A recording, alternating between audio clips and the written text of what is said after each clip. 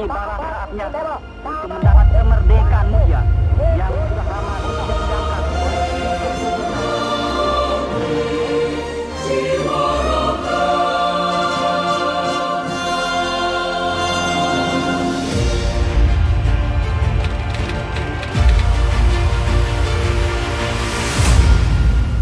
Bila mendengar nama Samratulangi, orang langsung mengingatnya sebagai sosok pahlawan perintis kemerdekaan Indonesia yang berasal dari Sulawesi, tepatnya dari Minahasa, Sulawesi Utara.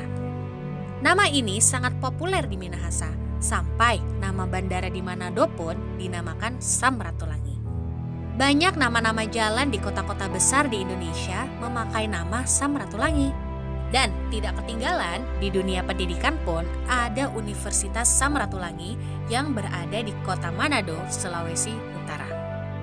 Ada juga patung Samratulangi yang berdiri tegak di tengah kota Manado. Tempat peristirahatan terakhir Samratulangi dimakamkan di makam pahlawan di Wawalintoan, Tondano Barat. Atas nama rakyat Indonesia pada tahun 1962, Presiden Soekarno menyerahkan sebuah rumah sebagai tanda terima kasih atas jasa-jasa Samratulangi yang diterima oleh istrinya, Maria Tambayong. Penghargaan terakhir berupa mata uang kertas 20 ribuan bergambar Samratulangi yang diresmikan oleh Presiden Jokowi di tahun 2016. Atas nama Republik Indonesia, Samratulangi menerima penghargaan-penghargaan lainnya, seperti Tanda Jasa Pahlawan atas perjuangan gerilya membela kemerdekaan negara pada 10 November 1958, Tanda Jasa Bintang Mahaputra Adi Pradana pada 17 Agustus 1960, Tanda Jasa Kehormatan Satya Lancana sebagai peringatan perjuangan kemerdekaan pada 20 Mei 1961, gelar pahlawan nasional yang diberikan langsung oleh Soekarno kepada istrinya pada Agustus 1961, Tanda Jasa Kehormatan Satya Lancana sebagai perintis pergerakan kemerdekaan pada 17 Agustus 1965, dan Piagam Tanda Kehormatan Dewan Pers sebagai perintis pers Indonesia pada 31 Maret 1971. Siapakah Samratulangi? Opa itu lahirnya bukan di rumah tua itu, tetapi di satu tempat lain.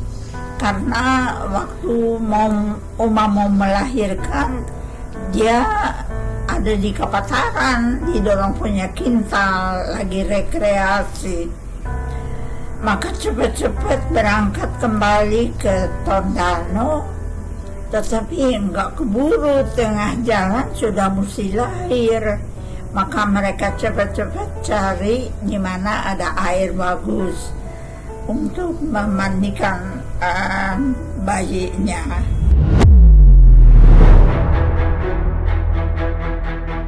Sam lahir dalam perjalanan naik kereta kuda dari Pantai Tumpaan ke rumah keluarga di Tondano, yaitu di sebuah perkebunan di Desa Ranawangko II di Kecamatan Kombi, Kabupaten Minahasa pada tanggal 5 November 1890. Seperti yang diceritakan langsung oleh anaknya di episode berikut.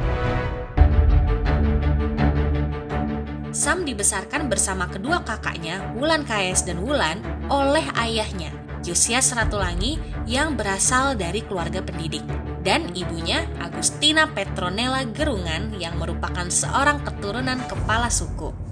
Ternyata Opa tumbuh dengan bagus, jadi anak yang manis dan cerdas waktu kecil, tetapi oleh bapaknya banyak dikasih lihat buku. Memang hobi dari bapaknya adalah sebagai guru banyak membaca, dan itu ketularan ke anaknya, sehingga Sam itu banyak dibelikan buku kanak-kanak agar dia bisa cepat baca.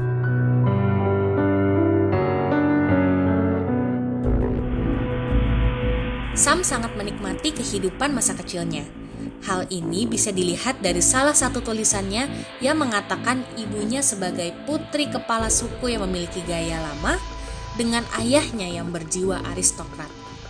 Ini merupakan satu perpaduan yang membuat suasana rumah terasa tenang dan anggun. Keberanian Sam sudah terlihat sejak dia kecil. Sam teringat saat dia berusia 4 tahun, kala Sam sedang duduk-duduk dekat jendela bersama pengasuhnya Nani Mawuntu, dia melihat gambar dari para malaikat kecil yang sedang terbang. Beranggapan bahwa dirinya pun bisa terbang, saat itu juga Sam naik ke jendela dan loncat ke bawah tanpa sempat dihalangi pengasuhnya. Sam pun terjatuh dari ketinggian kurang lebih 3 meter. Saat Sam mencapai usia 6 tahun, ia dimasukkan ke sekolah Melayu, Malaysia School di Tondano, di mana beliau belajar dasar-dasar membaca, menulis, dan berhitung. Kemudian, Sam dimasukkan ke sekolah dasar Belanda, Europäische Lager School di Tondano, walaupun saat itu hati kecil Sam lebih tertarik kepada tumbuh-tumbuhan dan kehidupan binatang-binatang, seperti kuda dan sapi. Kedua binatang inilah yang merupakan ukuran kemakmuran daerah itu, di mana Sam gemar sekali menunggang kuda sambil menangkap sapi-sapi liar di hutan. Sam kecil sangat menyukai kehidupan saat dia mulai masuk ke sekolah ini. Karena sejak itu pula, dia diberi kebebasan untuk bermain setelah sekolah usai. Sam banyak bermain bersama teman-temannya dengan kudanya, hadiah pemberian dari ayahnya. Dus dan voelde mijn vader zich als jongen altijd zo belangrijk.